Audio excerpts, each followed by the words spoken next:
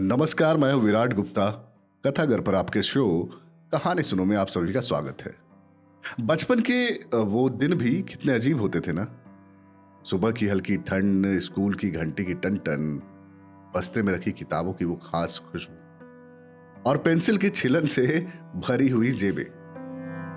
उस दौर में हमारी परेशानियां भी कितनी मासूम हुआ करती थी।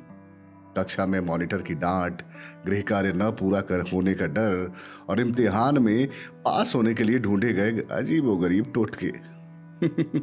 आज की कहानी भी कुछ ऐसी ही एक मासूमियत और एक छोटे वहम की है। 5वीं कक्षा का कमरा था। खिड़की से आती सुबह की धूप सीधे लकड़ी की पुरानी बेंचों पर पड़ रही थी। इसी कक्षा में पढ़ते थे दो जुड़वा भाई बहन, तिया और टीनू। दोनों जुड़वा जरूर थे, पर मिजाज बिल्कुल जुदा। तिया पढ़ने में होशियार थी। उसकी कॉपियों पर सलीके से भूरे रंग की जिल्द चढ़ी रहती थी, लिखावट ऐसी जैसे मोतियों की लड़ी पिरोई हो। दूसरी तरफ टीनू था, एक सीधा सादा औसत दर्जे का लड़का, ना बहुत तेज ना एकदम बुद्धू। बस उसकी एक पुरानी आदत थी, किताबों के पन्नों पर हाशियों में खाली जगहों पर कुछ न कुछ घिसते रहना। कभी कोई लकीर, कभी कोई नाम, कभी कोई ड्राइंग, कभी कुछ और। उस दिन टीनू बदकिस्मती से, या यूं कहे कि किस्मत के अजीब मोड़ से, कक्षा की सबसे आगे वाली बेंच पर जा बैठा। मास्टर जी कक्षा में दाखिल हुई, चौक उठाई, ब्लैक बोर्ड झाड़ा और फिर सामने देखकर बोले, टीनू जरा अपनी किताब देना, आज का पाठ पढ़ाना है। टीनू का दिल एक पल के लिए धक से रह गया। उसने कांपते हाथों से अपनी किताब मास्टर जी की मेज पर रख दी। मास्टर जी ने पहला पन्ना पलटा। उनकी नजरें ठिठक गईं। पन्ने के ऊपर कोने में नीली स्याही से बड़े बड़े अक्षरों में लिखा था, यहां गधा बोला। मास्टर जी ने चश्मा नाक पर थोड़ा नीचे खिसकाया। दूसरा पन्ना पलटा और वहां भी पुख्ता लिखावट में दर्ज था, यहां पर 3 बार गधा बोला। मास्टर जी हैरान परेशान। उन्होंने टीनू को अपने पास बुलाया और चश्मे के ऊपर से देखते हुए पूछा, टीनू ये क्या तमाशा है? तुमने किताब के हर पन्ने पर यह क्यों लिख रखा है कि गधा बोला? पूरी क्लास में सन्नाटा छा गया। सब सांस रोके टीनू का मुंह देख रहे थे।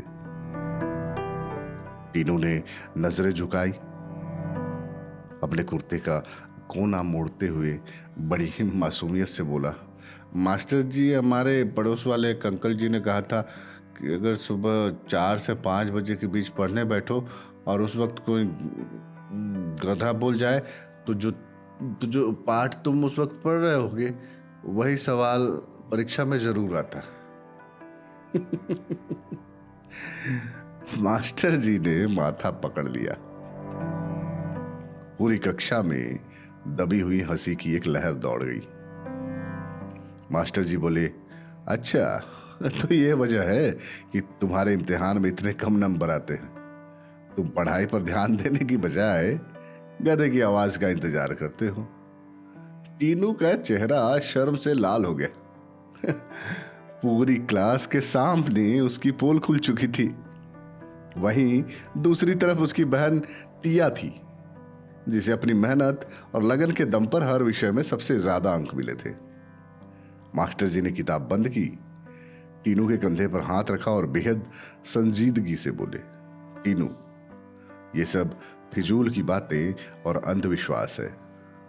इम्तिहान में सवाल तुम्हारी मेहनत से आते हैं, किसी गधे के बोलने से नहीं। आगे से संभल जाओ और मन लगाकर पढ़ाई करो। टीनू ने कान पकड़े, आंखें नम थी पर आवाज में एक सच्चा एहसास था।